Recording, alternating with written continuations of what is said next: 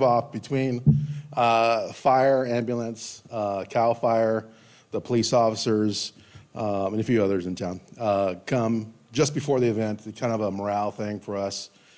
So we compete every year. This is our 8th year doing it. I do have some rules here I'm going to leave for you. I brought this to hand this to the champion from last year, okay? Just so you feel special. But Councilmember Wheeler won last year, and he rubs it in her face every time. It was the first time a council member has joined us in the competition. But anyways, it's a fun event.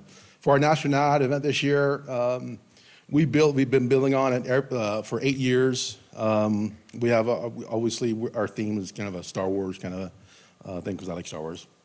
We have Star Wars characters come out and meet the kids. We'll have a monster truck out there, Skull Crusher.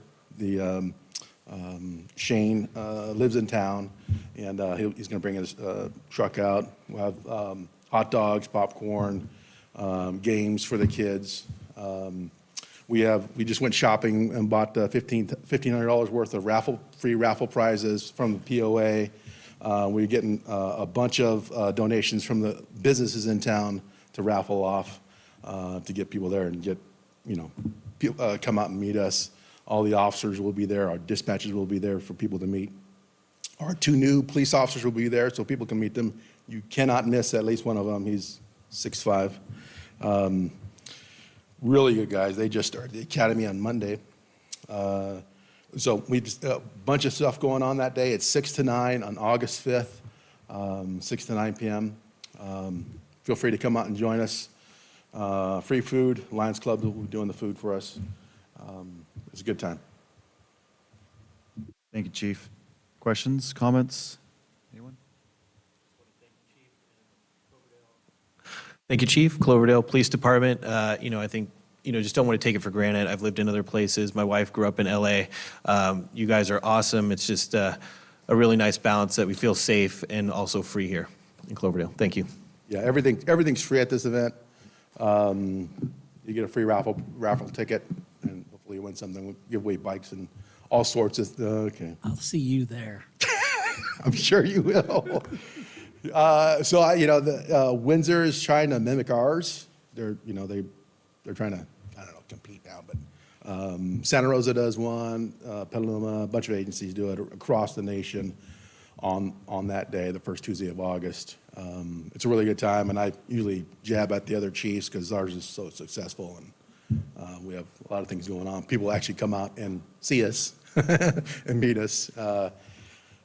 We will probably be doing tours of the police department as well. So if you haven't been, please come out. Great. Thank you, Chief. Appreciate it. Thank you.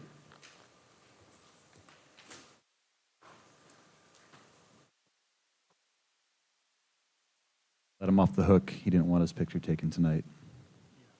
All right, we'll move into F, the consent calendar. All items under the consent calendar will be considered together by one action of the City Council unless any council member or member of the public requests that an item be removed and considered separately. Councilmember Marquez, you wanted F2, correct? Yeah, just throwing that out to the rest of the council to see if we wanted to take a closer look at that. That's your choice, and we can do that if you'd like. Okay. Any other want to be pulled? Anyone in the audience have any items on our consent calendar that they would like to be pulled and heard separately? Seeing none, do we have a motion for F1, 3, 4, 5, 6, and 7? I'd like to make a motion to move all those forward. Second. All right, we have a motion and a second. All in favor? Aye. Opposed? Passes 5-0. We'll move into F2. Consider approving a resolution amending the fiscal year 25-26 budget to reflect previously discussed increased expenses. Councilmember, what do you want? I'm just taking a look at things, and I know that we had maybe skimmed over this a little quickly, and I just kind of wanted to make sure that maybe everyone was on board, that we, we're scrutinizing our budget and making sure that everyone does have a close look at what we're approving, and that's my thought on this. Okay. This item was heard June 11, I believe, correct? It was the first meeting of June? Is that Yep. right, City Manager? I see a head nod, yes? Okay, that's correct. Thank you. Does anybody have any questions or concerns about it? I guess, I was looking at the student liaison program. I definitely think it's a good idea to compensate the students who are the liaisons. Definitely looking forward to the future where maybe they can participate in putting together a student panel for the community. So these are kind of maybe other things that could fall in their lap that want to just make sure that they're compensated for their participation. I think it's a good way to build a pathway to leadership in our community. Completely agree. I think we boosted the pay for them in this new budget. That's right. 1,000 instead of 750. Yeah. Everyone feels that's substantial? Yes. Okay. Is there anyone in the public that would like to make a comment regarding this item? Seeing none, bring it back. We need a motion. Somebody? Motion to approve F2 consent calendar. I'd Give like it- to second that motion. We have a first and a second. All in favor, say aye. Aye. Opposed? Passes 5-0. Thank you, everyone. We'll move into public hearings. G1, consider resolution establishing and updating the schedule of fees and charges for city services and repealing previously adopted and conflicting fees and charges for such services. Susie, thank you for being here. Good evening, everyone. I just wanted to take a minute to remind you that this is something that we do annually. We go through each of the fees and charges. The department heads look at every single one of them. We update the employee rates. Any adjustments would be, of course, any COLAs, CalPERS changes, step increases for the individual employees. If one employee leaves and another one comes in and they maybe have a different salary schedule and a different PERS rate, you're going to see the ranges go up and down. So I just wanted to point that out because some of them do look like they're big increases and some look like they're big decreases. But we really do our best to cost recover and not more and not less. Staff went through, they looked at each one of them. Some of the hours were changed, some of the rates, of course, were changed. We implemented OpenGov a few years ago, and with that, we are able to really get the exact number that it costs for each employee. So that's very helpful in what we're doing, so we're not just doing a 3% increase or whatever.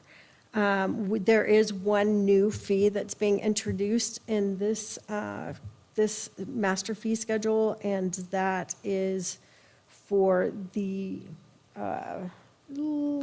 abandoned and vacant commercial properties. That was just approved at a couple council meetings ago. We were able to include those. The fiscal impact of this is that we would cost recover. If we don't change them, then of course, the general fund will be picking up the, any additional. Staff is recommending the adoption of this resolution and to repeal the outdated fees, and the implementation of the master fee schedule would begin as soon as August 1st. One other caveat is that the rates for the water and wastewater are included. They're informational only. Those started July 1st, which you'll see on your August bill. That was done, 4 years ago or something like that. And I'm willing to take any questions. Great, thank you. Any questions on the side? Questions, go ahead. Just like to ask you a question, Susie, about the tree permit increase fee. Just wondering what the increase in that, it seems a pretty large increase. So the tree permit increase was based on actual hours. We didn't have enough hours in there Okay. before. When we went through it with the department heads, we realized that there weren't enough hours in there for our arborist. So we did include an hour, I think an hour for the arborist. So that's updated. Thank you. let me open it to the public. Does anyone in the audience have any questions or comments regarding this item? Great, seeing none. Susie, thank you for making sure we're getting the cost recovery done here. Now, this is a resolution, so do we have anyone that would like to? Bueller? I think Vice Mayor, I guess it's you.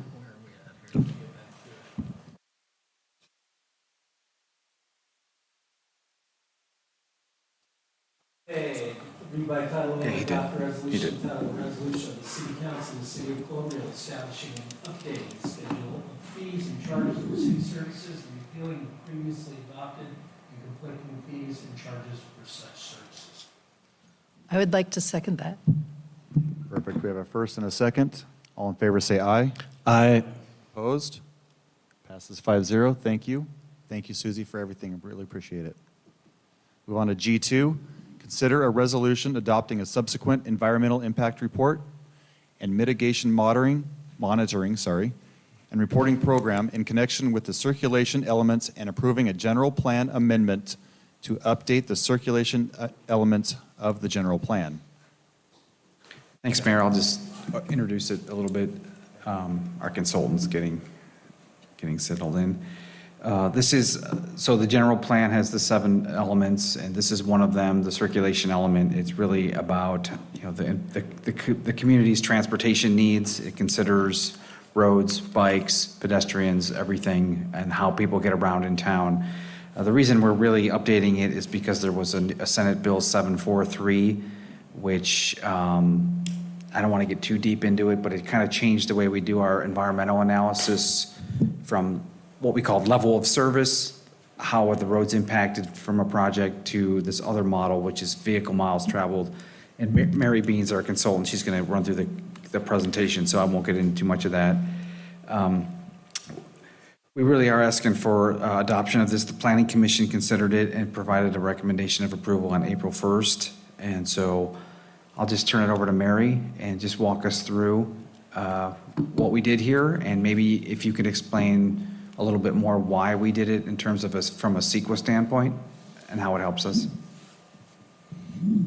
Will do. Thank you. Good evening, Mr. Mayor and members of City Council. Not close enough? Is that better? Okay. They're pretty touchy. Yeah, so we were, my name is Mary Bean. I'm from a consulting firm called First Carbon Solutions. So we were hired to perform the CEQA analysis for this project.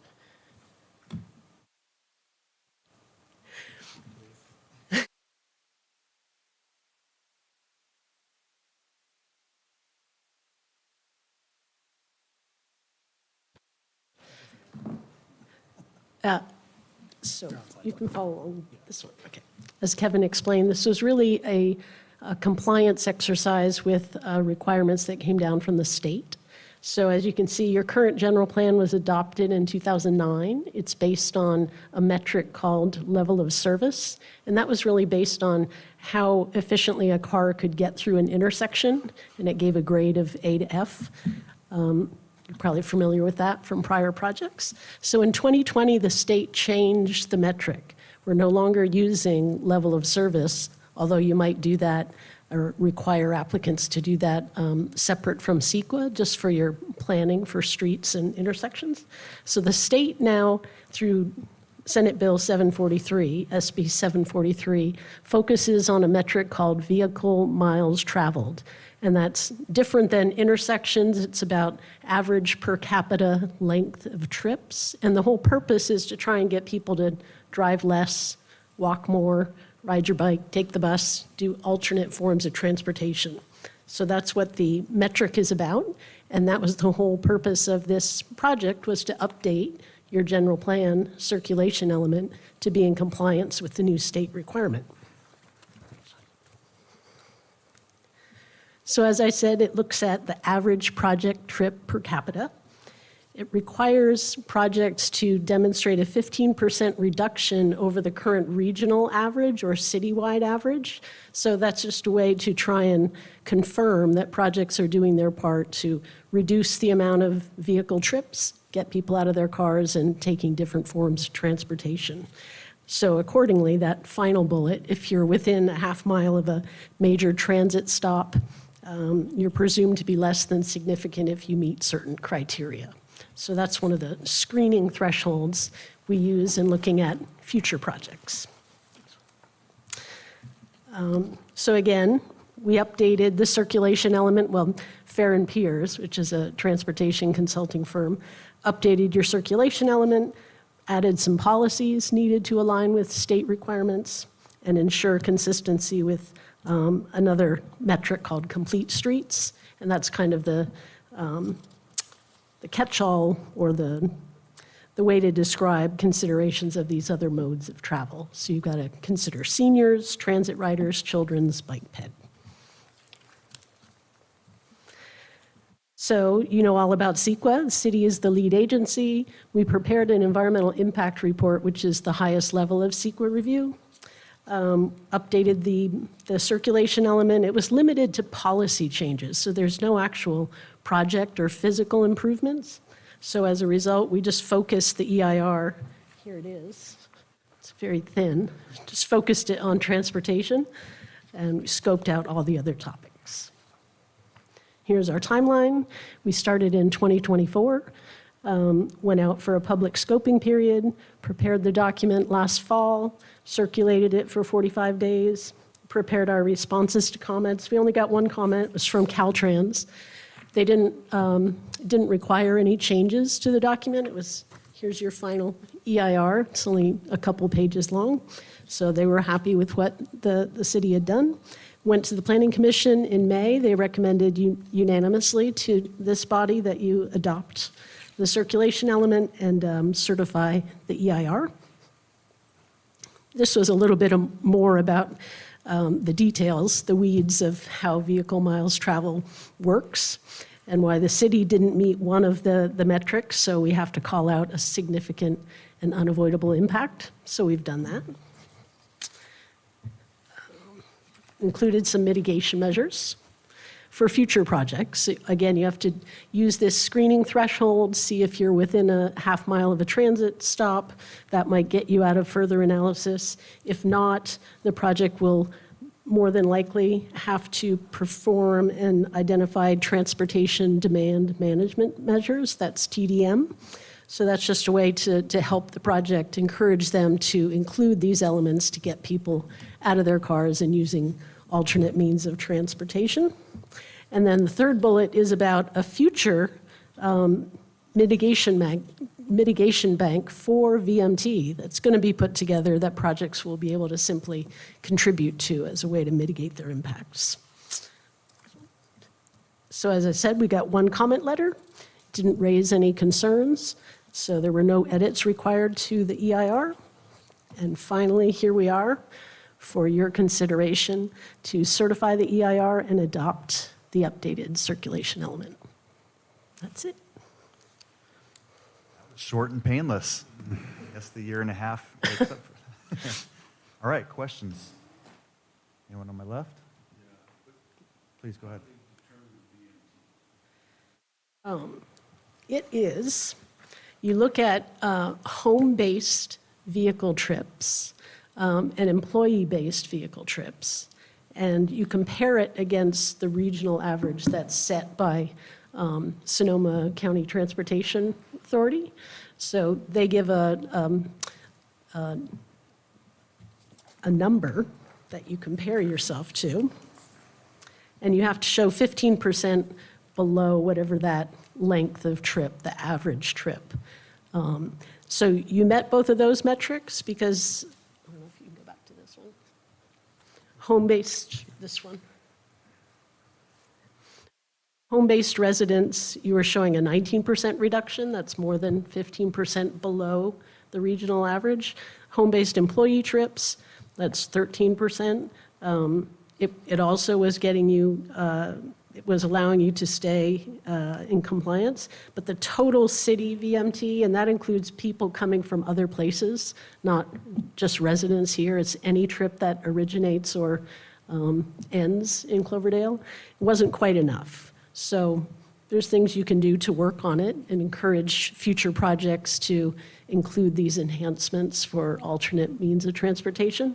It just means you didn't quite meet the metric, so we had to call out a significant impact, and you're in compliance with the state now. Yep.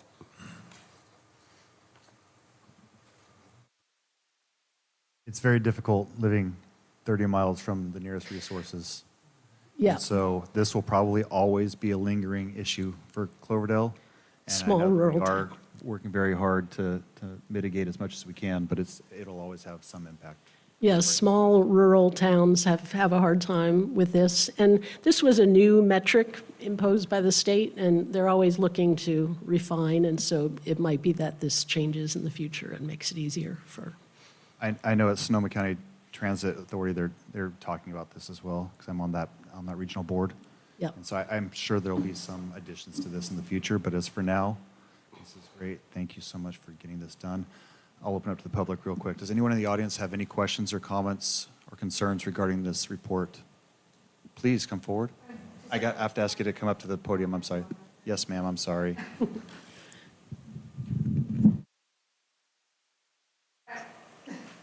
Unless you have Geraldo Rivera that wants to bring the microphone down to you. I promise it's not as horrible as it looks. I thought I could just shout. Just about the SMART train. Okay.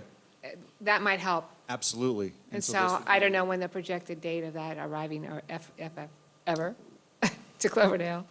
This would be very helpful to try to persuade people to get that here. Absolutely. And there isn't one for a projected date other than them saying we're next.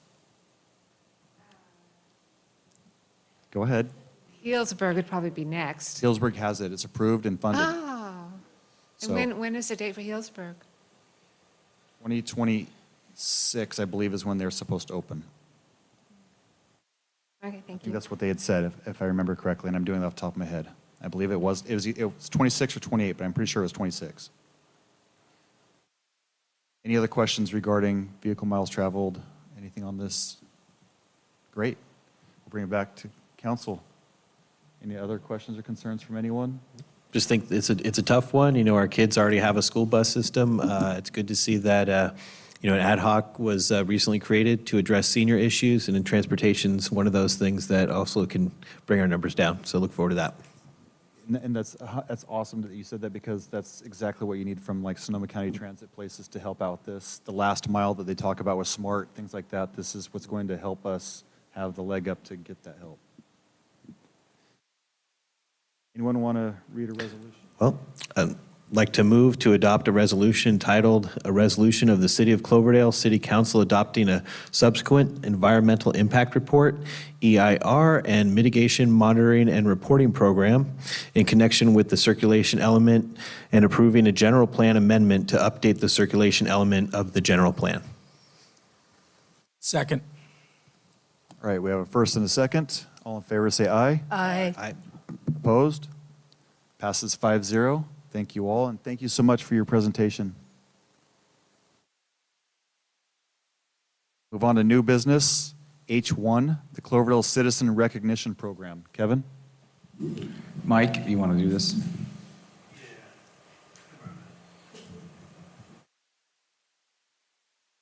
Hold it up 1 second.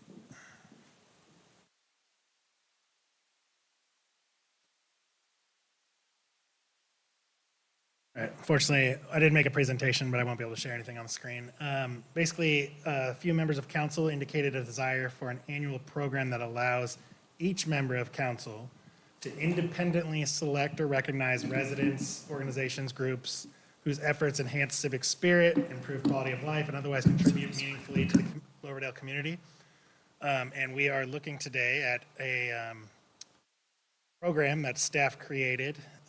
Basically, we give in your packet purpose, objectives, the program structure, which would be some loose criteria, recognition frequency, recipient eligibility, and the recognition itself. I can go through each of those if you'd like for the public, but it's all in the packet. And And basically, we're just interested in your input, and if it's something that council is interested in giving staff direction to start doing, and a start date of when they'd like to have that be implemented, if you would in fact like it implemented. Again, I do want to stress that it's separate from proclamations. These are individual awards that you would give a member of the community for something that they did outstanding for the community. Great, thank you. We'll start with questions or concerns, comments. Start on my left. Councilmember Lasky. No comments.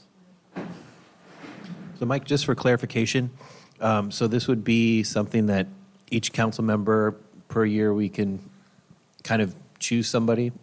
Yeah, and that's kind of up to the council as far as the how often, the frequency. But yes, each council member in a calendar year would get to select somebody. So if, for example, Councilmember Marquez, you were like, a student went above and beyond and did something in a program and you wanted to recognize them, or, somebody did something great for the community at Friday Night Live, or, somebody at the chamber did great, whatever it is, a council member gets to select it on their own without the criteria or without the consensus of the rest of the council, for the most part, just saying, I think this person deserves it and I want to recognize them in front of council. I think that makes it easy for us. I really like the idea that there's a lot of people that really do so much for the community, and it's great to recognize those folks. People really work their butt off. So, Mike, would it be, we wouldn't do them all at once, so we would stagger them The throughout the goal of our year? program was the frequency was each council member may select one recipient per calendar year, no more than one council member selection per meeting, just because we already have proclamations, we may have other recognitions that the staff or council's already giving. So whether it's, and that's up for, we'd like direction on as far as the frequency for that portion of it. Every other month, do you guys alternate, or is it just when it comes up, you let us know, because it's not mandatory. It's just, we want to make sure it's not inundating one meeting or 1 month or something like that. But that's one of the direction that we're definitely looking for. But That's pretty loose criteria, like it's just you don't have to live in the city limits or anything. yeah, the way we put it is live in or serve the Cloverdale community. So that way, if you're right outside town or you're an organization or agency that's doing a lot for us, then we can recognize them here. For instance, let's just use Reach for Home. They're not based out of Cloverdale, but they do a lot for Cloverdale and serve Cloverdale, so they could be somebody you could recognize. Or we could go down to the guy that helps clean the streets sometimes, whatever the thought process is. I would think that we should get consensus from the council for the people, just so that we don't go elect somebody or choose somebody that might be really bad, and someone's choosing for ulterior motives or anything. I don't think I ever would see that in this council or ever on one, but I think it might be smart to have some type of consensus that runs through the city manager. If somebody has a problem with that person, then it could be brought to council to talk about it as a whole, but that could be ran through the city manager and not on the dais, and make it really easy that way. That was the only thing I had. I think this is a great idea. I think we don't want to inundate, because you want it to be something special. So I think one per person per year, spread it out one every other month. You guys can fill in with choices that you make through city staff if you choose, and I think that would be a great idea, so that if we had one every month, that's a lot of recognition in a small town, and you don't want people to feel like it's just, oh yeah, I'm next in line at number 27. That's my thoughts. Anything else from anyone on that? One note I'll make on here is under the eligibility section, we put in must be willing to accept the recognition. So this is something that's council driven, but we also want you to, it's not a, hey, city clerk, can you go check with this person if they'd like it? It's, hey, reach out to this person. It's coming from the council. We want it to be, you go to the council, you go to that member or that organization, and they're willing to accept it and come here. Because we don't want to do, kind of like some of our proclamations where we have a proclamation, but we don't have a recipient. We think it means more if they're interested in it. It's actually recognizing a group that wants to be recognized. That's a great point, that it is the onus on us to do that. Absolutely. Not that I'm not willing to help, but at the same time, we just want it to come from council.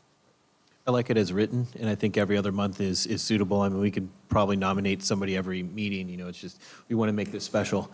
I agree with the mayor as far as sort of having, a run through council to get approval. I think anybody that deserves recognition is absolutely going to get a unanimous vote anyway. All right, with that, I'll open it up to the public.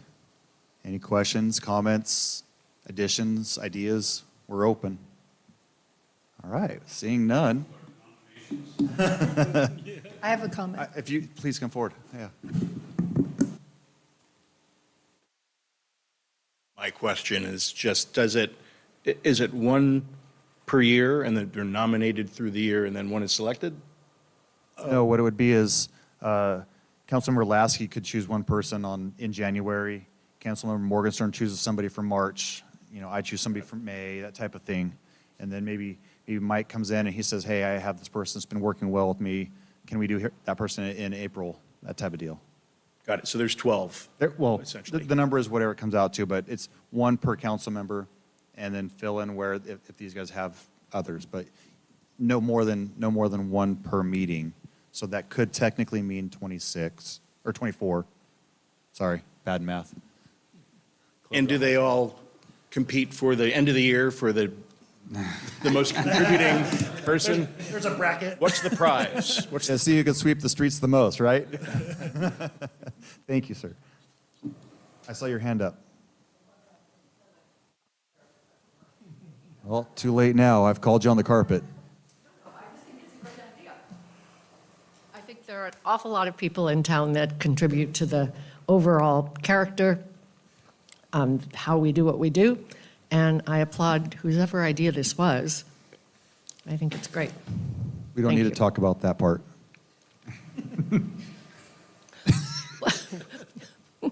There's more to this story. Thank you. It was an idea of the city. It's wonderful, isn't it? Do I have to say my name?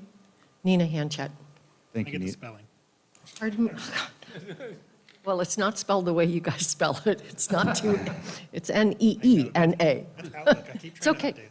It's all right. We can still be friends. Thank you. Thank you, Nina. Any other comments?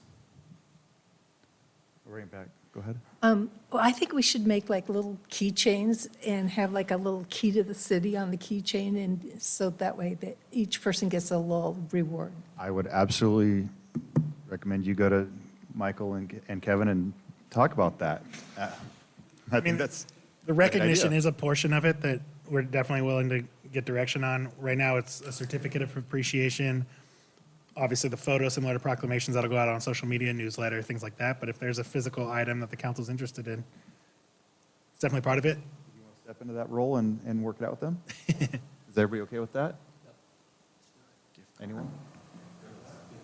All right, if it's totally out of the question for pricing, bring it back to us. But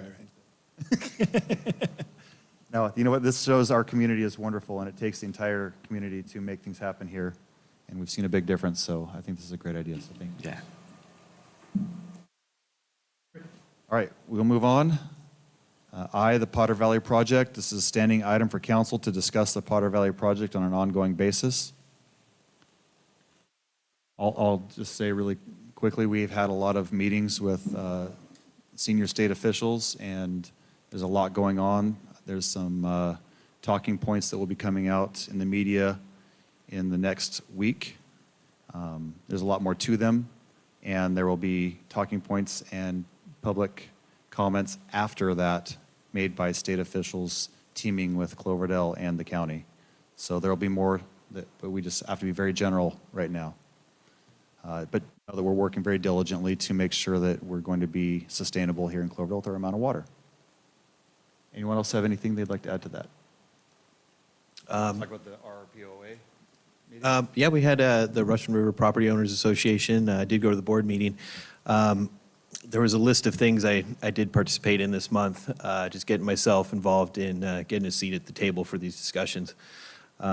Did want to not brush past the public comment by Shirley Davis.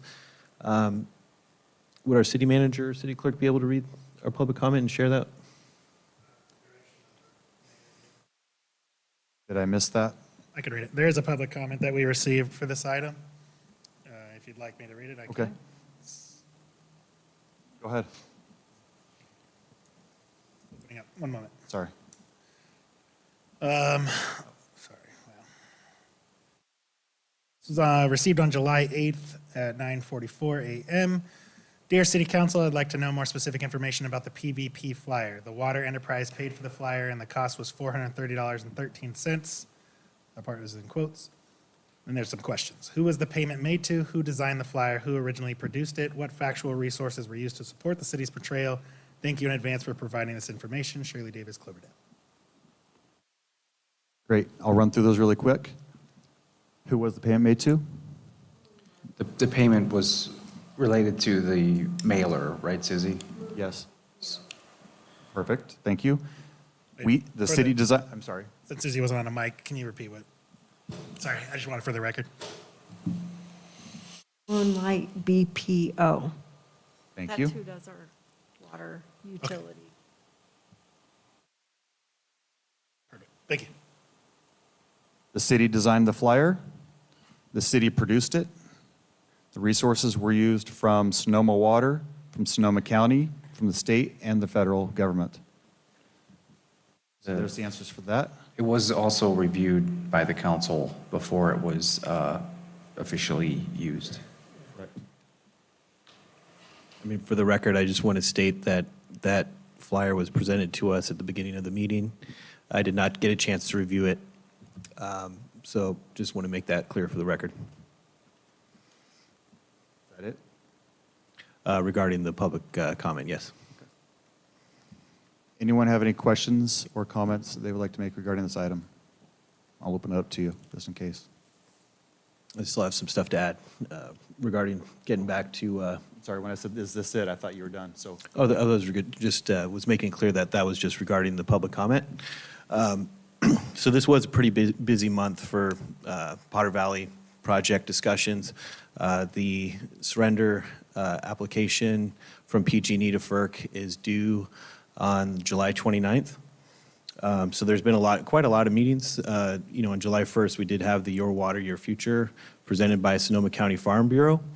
There was two really interesting points that were shared through Sonoma Water that were brought up, and one was the this is proposed to take place maybe around 2028, but it was the Cloverdale Water Supply Agreement. This would be up to 1,500 acre-feet per year to fill gaps in the city's water supply. This would be a purchase agreement proposed.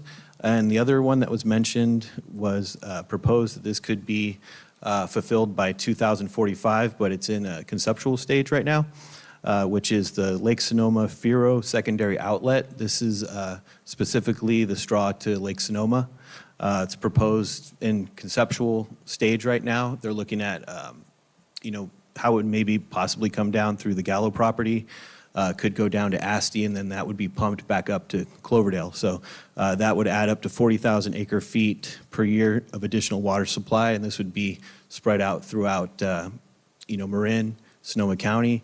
By having a second outlet, that allows them to not have to release water that would just go out to the ocean. So it sounds like Sonoma Water has some options for us that sound good. Hearing those, I think it's always good that, sort of we get back to maybe at the next council meeting, we can get some of our goals defined as far as some of the things that we're fighting for. It's important to understand that we are kind of self-sufficient right now. It would be good to remain that way in the future. And so, anytime we're looking at a water purchase agreement, that means we're not really being self-sustaining. So we're relying on other people for our water. The least amount that we can do that, I think the better. So certain things that are in place, talking to our District 4 office, was a potential grant for $50,000 for groundwater study, and a potential $100,000 grant for the study of the effects of Cloverdale from the Potter Valley project decommissioning. Again, I think this is great. There's preliminary talks that there could be wells built along the area between the airport and First Street. I also had a meeting with Vanessa Apodaca.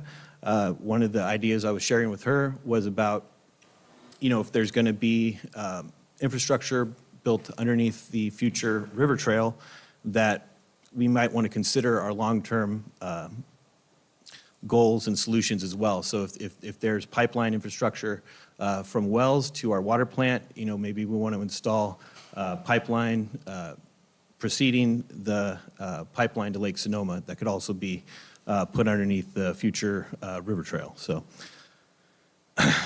there's a lot happening here, and I think that we should remain hopeful about what's coming down in the future, but also I think it would be good for maybe the next meeting to have a discussion to really clarify our stance on some of the things regarding the Potter Valley project. There was also a ERPA meeting that happened the other day. So there was, the ERPA board did adopt a resolution approving the water diversion agreement for the new Eel Russian facility, establishing the rights and obligations of the Eel Russian Project Authority to divert water from the Eel River Basin. One thing I would like to know is, do we support keeping a diversion in place, or, is that something that people want to oppose? I think it's good to make our council's position clear to our residents. Thank you. Subcommittee reports.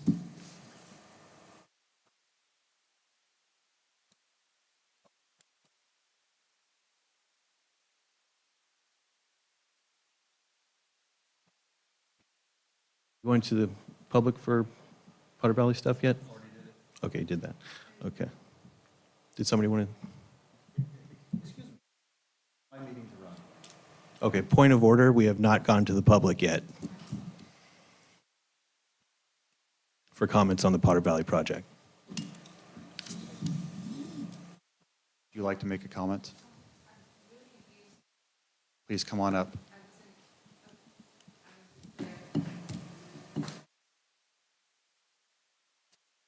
My name's Annabelle Burke, and I'm really interested in this Potter Valley project. And I'd like to know where I could find out to look at the different ideas that people have in terms of like graphs and money and where the money goes to who, and like our representatives, if they get paid by PG&E. Different things Absolutely. like that. So whoever has the most information, or where you could turn me to check it out, I'd like to learn more. A lot of the numbers are still not being told to everyone about how much things are going to cost and things along those lines. However, Sonoma Water's website has the best information at this point. They have all the engineer reports, all the different graphs about water use, and the FERO reports, and they also have the projected diversion amounts that will be put into Lake Mendocino, which fills our Russian River. It's all on their website. I would recommend going to that. If you want to sit down and talk, I can show them all to you and go through it with you as well.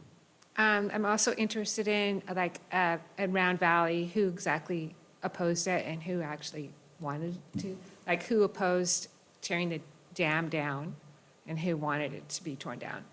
I'd really like to, because I'm, Absolutely. also I'd like to know where, who did, like, our representatives get money from PG&E, and a whole lot of that kind of thing. It's really something I care a lot about, so. There's a lot in that, and there's Yeah, about an 8-hour conversation that we could have. Yeah, And so next month, you're going to have more information regarding that, what, FERC, is that what it's called? That where the It de- government is going to. We'll see if we could do it next month. It all depends on what happens over the next month with the decisions made by PG&E with their decommissioning plan, and FERC accepting that plan and seeing where we go from there. The other one is ERPA, which is, it's the Eel Russian Project Authority, and they are the group that is working with PG&E to create the new diversion. Oh, okay. FERC is the federal energy so they're the ones that accept the decommissioning plan from PG&E and will give the conditions that will allow them to or not to decommission the dams. That's who they are. The money, it's hard to just sit here and say each person. It's easy to say above the dam is usually more inclined to want to get rid of them because they get the water and the money. And then down to, I was confused by what you just said. okay, so you said with Round Valley who wants the dams removed and who doesn't type of, it's hard to just tell you each person or each group because Oh, there's sure. a lot I of different was wondering opinions. about Round Valley, but also all the ranchers north of the dam, they want to keep For the the, dam? an easy generalization would be the people north of the dam would want them removed because they get water, more water, and they get money from Sonoma County to rehabilitate their riverbeds and also to divert the water that we're going to get. Well, quick now. It's overwhelming to me, so anyway. If you want, you can reach out to me and we can set up a meeting and we can go through as much as you want. Okay. It's, I just wanted to know, a lot of the questions that you have are answered on our website at cloverdale.net/PVP for Potter Valley Project. Okay. There's a ton of links, a lot of information, a lot of videos you can watch on there that'll answer a lot of those questions for you Okay. in more detail. All right, thank you. And Mayor, I'd like to add a comment if I may. go ahead. There's been a lot of these questions that have been asked, and it kind of comes down to a very simple answer. PG&E is a private entity. They're abandoning the dams and the permits to operate the dams. That's their right to do so. No entity has the resources and support to take over the project. There was some groups that did form to make an attempt to take over the license, and they just couldn't do it. So that's kind of the situation that we're in right now. A lot of people don't want to see the dams go, but it's just kind of we have to look at what the facts are right now and hopefully put plans in place to best deal with the future that's coming. It's not something that like anyone's excited about the outcome of all this, but it's the reality that we have to face. Any other questions? Always available to meet and discuss with anyone that wants to. I do it all week long. Okay, subcommittee reports. You said you had one, Councilmember Marquez. Yes, just reporting for the subcommittee for zero waste. We've been working with the library on putting together a repair fair that will take place in Cloverdale, and this would be hopefully on an annual basis. The library has been determined as a great place to have it. They have some patio repairs that are being finished up right now, so also the heat of the summer. So we're looking at right now January and try to really maybe narrow down a date and possibly January, February for that. So keep an eye out on that. And that is my report. Any council member reports? Go ahead, Councilmember Lasky. Evening. Thank you, Mayor. First and foremost, I'd like to say that the views expressed by members of the City Council on social media, whether posted privately or publicly, do not necessarily reflect the views of the elected members of the City Council or the City of Cloverdale. Just want to make that.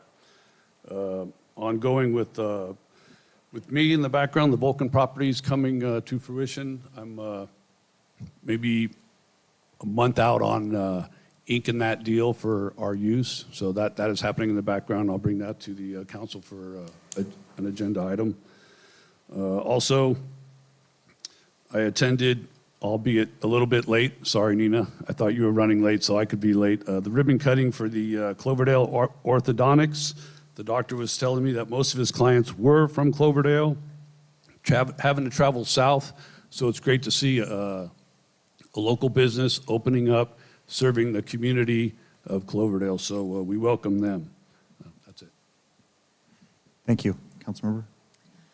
I attended the community town hall that Assembly Member Chris Rogers did, which I thought was really interesting because he mostly took a lot of questions from the attendees, which was interesting, and it answered a lot of questions. I also attended the water talk in Geyserville at the Oriental Community Hall regarding water rights and supply. That was hosted by the Russian River Property Owners Association.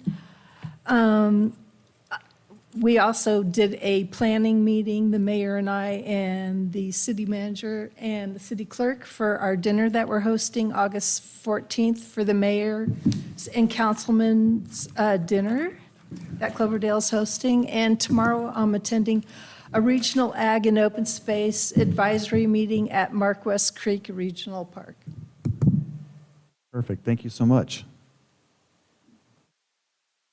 I mentioned at the last meeting, we do have the Geysers trip, Calpine up there. It's going to leave from Healdsburg on the 31st of July Gave 6 attendees. We're whittled down to 4. Right now, it's an all-day thing. It's a very interesting trip to go up there and see how it operates, and it kind of is going to couple with the geothermal plant that they're looking up there. So we'll have some more information on that after that trip. Thank you. And I'd just like to report on the 4th of July. We did have the parade. I co-hosted the parade with Monique Evans. That's Mo of Mo's Eagle Nest. That was followed by a concert by Wonder Bread 5 in the plaza. I think all that went really well. Just finished up a mural at Washington School Gym. This was in coordination with the school gym teacher, Mac Butler, and his wife, Heidi. We did a Home of the Eagles banner. This is really across the wide section of the gym, and 2 of the Eagle mascots bookending on each side. That was sponsored by the Kiwanis Club of Cloverdale. They purchased all the paint for the project. Yes, and attended the meeting with the Russian River Property Owners Association board meeting on July 9th. We also had the Russian River Property Owners Association did throw a water talk series in Geyserville. That was July 14th. There was a presentation by the State Water Resources Control Board. Also, Brad with the Russian River Property Owners Association did do a presentation on their proposed Alexander Valley Water District that was given on July 10th. We did have some discussions with the District 4 office regarding some updates to the county's general plan to amend the aggregate management plan. That's all the gravel that's really in the Russian River, causing all kinds of damage up and down the whole ecosystem. We'd like to get that amended to be able to, currently you need a mining license to move any of the gravel. So if we can get that amended, that would be able to be mitigated. And we discussed funding for the City Park Scout building and Cloverdale Food Pantry. Thank you. Thank you. City manager report. Just real quick, we're going to have an opening for the Ferber Park Playground, probably in the either next week or after that. We'll make sure everyone knows well in advance so you can attend that if you want. The playground looks really great, and we're excited to officially open it. Thank you. All right, council direction on future agenda items. Yes, I'd like to agendize in the next month or so the Scout building at City Park to get an update that would include funding sources, maybe park impact fees, District 4 funds, and community development grant. Kevin, wasn't this voted on in our last budget? And it's already approved and the money's in there, right? Yes, we put aside some park impact fees, and then we got the CDBG grant, and then there's some District 3. We're currently interviewing architects to get plans together and try to get it out to bid as soon as possible. So, Perfect. Is this something anyone would like to see agendized to discuss it? I would just recommend speaking to Kevin regarding this. Any other future agenda items? Seeing none, thank you all for being here tonight. Meeting adjourned at 7:06.